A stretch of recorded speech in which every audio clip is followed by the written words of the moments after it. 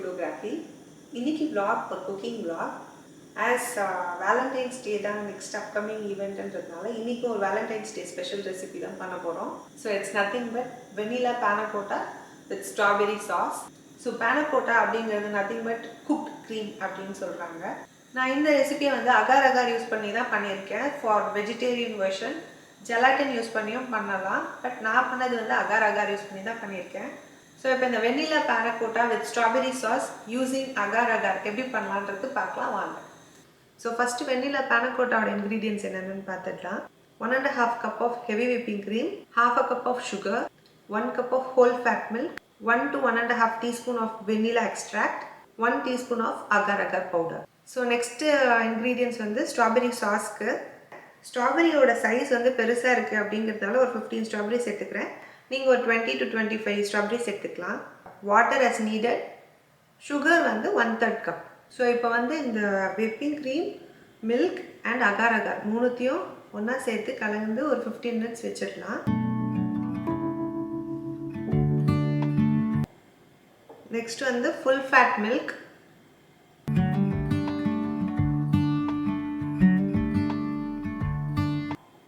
Next வந்து agar agar powder.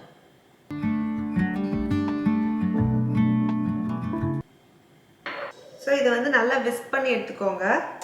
ஒன்றா சேர்ற மாதிரி கலந்து விட்டுக்கோங்க. ஸோ இப்போ இதை நல்லா கலந்தாச்சு. இது ஒரு 15 minutes தனியாக இருக்கட்டும். ஸோ இந்த மிக்சர் கம்பைன் பண்ணி வச்சு 15 minutes ஆயிடுச்சு. இப்போ இதில் வந்து சுகரையும் வெனிலா எக்ஸ்ட்ராக்டையும் ஆட் பண்ணிக்கலாம். ½ cup ஆஃப் சுகர் எடுத்திருக்கேன், அதை நான் ஆட் பண்ணுறேன். அண்ட் இந்த வெனிலா எக்ஸ்ட்ராக்ட். ஸோ இப்போ பர்னரை வந்து மீடியம் ஃப்ளேமில் வச்சு நல்லா கரைச்சிக்குவோம் இந்த சுகரை. ஸோ கலந்துகிட்டே இருக்கணும், அடி பிடிக்கக்கூடாது. ஸோ இப்போ இந்த மிக்சர் வந்து ஆல்மோஸ்ட் பாயிலிங்க்கு ஸ்டார்ட் ஆகிருக்கு. பாயிலிங் ஆகக்கூடாது. பாயிலிங் ஸ்டார்ட் ஆகும்போது நம்ம வந்து ஃபுல் லோ ஃப்ளேமில் மாற்றிடணும். லோ ஃப்ளேமில் வச்சு ஒரு 3 to 4 minutes வரைக்கும் கலந்து விட்டுட்டு ஆஃப் பண்ணிடலாம். இப்போ நம்ம அந்த ஃப்ளேம் ஆஃப் பண்ணிடலாம். ஸோ இப்போ இந்த மாதிரி ஏதாவது ஒரு போரிங் பவுலில் மிக்சரை வந்து நம்ம ஃபில்டர் பண்ணிப்போம். இப்போது நான் இந்த மாதிரி சர்விங் பவுல் எடுத்திருக்கேன்.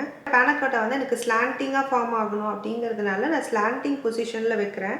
இந்த சர்விங் பவுலில் நான் இதை போர் பண்ண போகிறேன். ஏர் பபிள்ஸ் வராமல் போர் பண்ணணும். ஸோ இப்போ அந்த panna cotta வந்து செட் ஆகிறதுக்கு வச்சுருக்கோம். மோஸ்ட்டாக வந்து panna cotta வந்து ஒரு 4 to 5 hours செட் ஆகிடும். நான் ஒரு சேஃபர் சைடுக்காக ஓவர் நைட் செட் ஆகட்டும் அப்படின்னு விட்டுருக்கேன். ஸோ இப்போ இந்த மீன் வயல் டைமில் வந்து நம்ம அந்த ஸ்ட்ராபெரி சாஸ் பண்ணிடலாம். ஸ்ட்ராபெரி சாஸ் பண்ணுறதுக்கு ஒரு சாஸ் பேன் எடுத்திருக்கேன். இப்போ இந்த சாஸ் பேனில் சுகர் ஆட் பண்ணிக்கலாம். 2 to 3 tablespoon of water add பண்ணிக்கிறேன். ஸோ இப்போ நான் ஃப்ளேம் ஆன் பண்ணிடுறேன். சுகர் டிசால்வ் ஆகணும்னு கிடையாது, நீங்கள் அதுக்குள்ளே ஸ்ட்ராபெரியாக ஆட் பண்ணிக்கலாம். நான் இப்போ அந்த கட் பண்ணி வச்சுருக்க ஸ்ட்ராபெரிஸை வந்து நான் அதில் ஆட் பண்ணிக்கிறேன். ஸோ ஹை டு மீடியம் ஃப்ளேமில் வச்சு நம்ம இதை வந்து மொத்தமாக கரைச்சி விட்டுட்டே இருக்கோம். ஸ்ட்ராபெரிஸ் வந்து நிறையவே தண்ணி விட ஆரம்பிக்கும். ஸோ அதனால தான் நான் ரொம்ப லைட்டாக தண்ணி விட்டேன். வேணால் தண்ணியை ஆட் பண்ணாமே கூட நீங்கள் பண்ணலாம். ஸோ ஸ்ட்ராபெரி வந்து நல்லா முஷியாக குக் ஆகணும். ஸோ இந்த மாதிரி மிடில் கலந்து விட்டுட்டே இருங்க. ஸோ 10 minutes கிட்டே இந்த குக் ஆகிட்டு இருக்கு. சாஸ் வந்து ஆல்மோஸ்ட் ரெடி ஆயிடுச்சு. ஸோ இந்த ஸ்ட்ராபெரிஸ் வந்து இப்படி நம்ம மேஷ் பண்ணும்போது மேஷ் ஆகுது. நல்லாவே குக் ஆகிடுச்சு ஸ்ட்ராபெரிஸும். ஸோ இப்போ இந்த ஃப்ளேம் ஆஃப் பண்ணிடுறேன் நான். இப்போ இந்த சாஸ் வந்து ரூம் டெம்பரேச்சருக்கு வரணும். ஸோ ரூம் டெம்பரேச்சர் வந்ததுக்கப்புறமா நம்ம இதை கிரைண்ட் பண்ண போகிறோம். ஸோ இப்போ இந்த ஸ்ட்ராபெரி சாஸ் வந்து ஆல்மோஸ்ட் ரூம் டெம்பரேச்சருக்கு வந்தாச்சு. அந்த குக் பண்ண ஸ்ட்ராபெரிஸை வந்து ஒரு மிக்ஸி ஜாரில் போட்டு அரைச்சி எடுத்துகிட்டு வந்திருக்கேன். இப்போ இதை வந்து நம்ம ஒரு மெஷ் ஃபில்டர் வச்சு நம்ம வடிகட்டி எடுத்துக்கலாம்.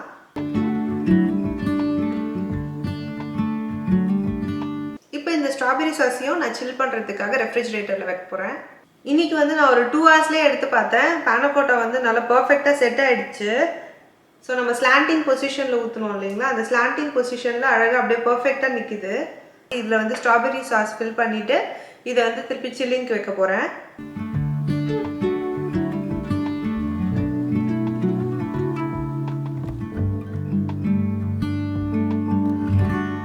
ஸோ இதை வந்து ஃபில் பண்ணியாச்சு. இப்போ இது ரெண்டுத்தையும் நான் சில்லிங்க்கு வைக்கிறேன்.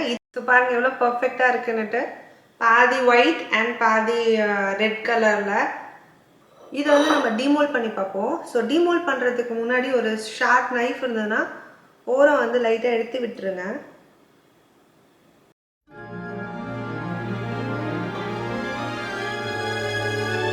வாவ்! ஸோ இப்போ இதில் வந்து நம்ம ஸ்ட்ராபெரி சாஸ் வந்து ஃபில் பண்ணிடலாம்.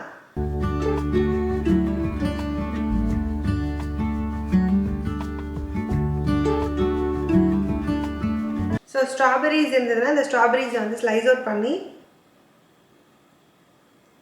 மேலே கார்னிஷ் பண்ணி நீங்கள் சர்வ் பண்ணலாம். இப்போ இதை வந்து நம்ம டேஸ்ட் பண்ணி பார்த்துடலாம்.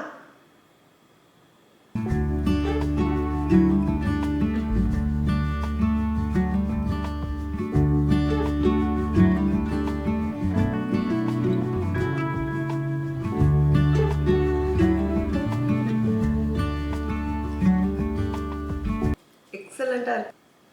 ஸோ இந்த ரெசிபியும் வந்து ஒரு வேலண்டைன்ஸ் டேக்கு வந்து ஒரு பர்ஃபெக்ட் ட்ரீட் அவுட்டாக இருக்கும் அப்படின்னு நான் நினைக்கிறேன். ஸோ இந்த ரெசிபியை நீங்களும் உங்கள் வீட்டில் ட்ரை பண்ணி எப்படி வந்தது அப்படிங்கிறத எனக்கு சொல்லுங்கள்.